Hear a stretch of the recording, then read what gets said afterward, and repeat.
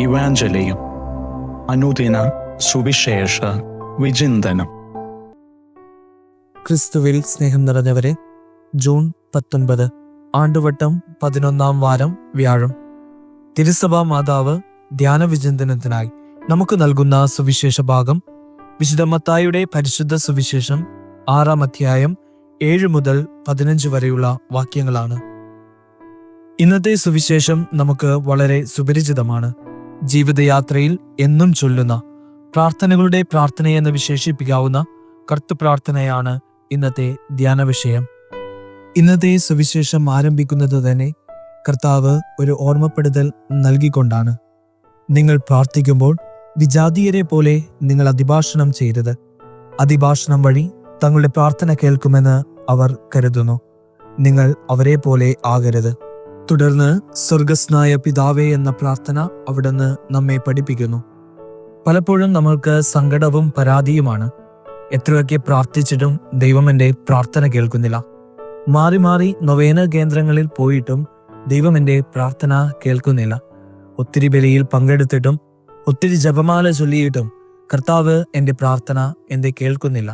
ഈ ഒരു പരാതിയും സങ്കടവും ഒക്കെ എപ്പോഴും നമ്മുടെ മനസ്സിൽ കടന്നു വരാറുണ്ട്. ഒത്തിരിയേറെ പ്രാർത്ഥിച്ചിട്ടും കർത്താവിൻ്റെ പ്രാർത്ഥന കേൾക്കുന്നില്ലെങ്കിൽ നമ്മുടെ പ്രാർത്ഥനകളെ ഒന്ന് പൊളിച്ചെഴുതേണ്ട സമയം അതിക്രമിച്ചിരിക്കുന്നു.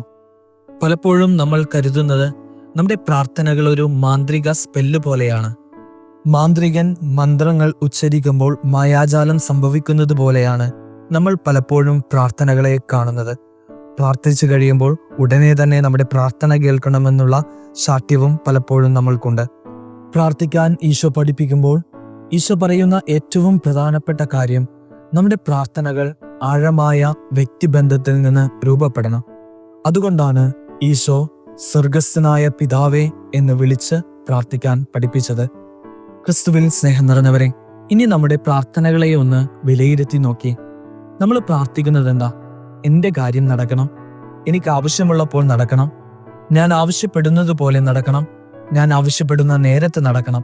ഇങ്ങനെ നമ്മുടെ പ്രാർത്ഥനകളെല്ലാം എൻ്റെ എൻ്റെ എൻ്റെ എന്ന് പറഞ്ഞുകൊണ്ടാണ് നമ്മൾ പ്രാർത്ഥിക്കുന്നത്.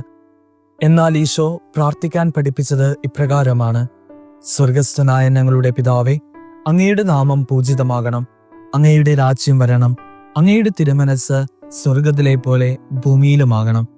ഇതൊരു ഓർമ്മപ്പെടുത്തലാണ്. പ്രാർത്ഥന എന്നാൽ ദൈവത്തിൻ്റെ ഹിതം തേടലാണ്. വളരെ വ്യക്തിപരമായ ആത്മീയ ബന്ധത്തിൽ നിന്ന് വേണം നമ്മുടെ പ്രാർത്ഥനകൾ രൂപപ്പെടുവാനായിട്ട്. നമ്മുടെ പ്രാർത്ഥനകൾ ദൈവത്തിന് സ്വീകാര്യമായി മാറ്റപ്പെടേണ്ടതിൻ്റെ മറ്റൊരു തലം, നമ്മൾ അനുരഞ്ജനത്തോടെ ആയിരിക്കണം ദൈവസന്നിധിയിൽ പ്രാർത്ഥിക്കുവാനായി അണയേണ്ടത്.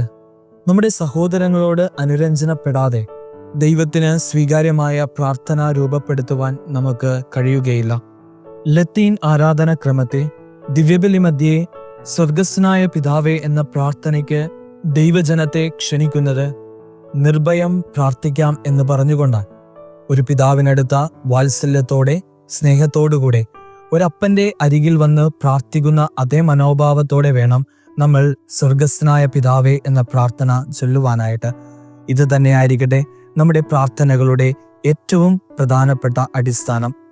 നമ്മുടെ പ്രാർത്ഥനകളെ സ്വർഗത്തിന് സ്വീകാര്യമാം വിധം പൊളിച്ചെഴുത്ത് നടത്തുവാൻ നമുക്ക് സാധിക്കട്ടെ. ഈ ദിനത്തിന്റെ എല്ലാവിധ നന്മയും പ്രാർത്ഥനാശംസകളും സ്നേഹപൂർവ്വം നിങ്ങൾക്ക് നേരുന്നു.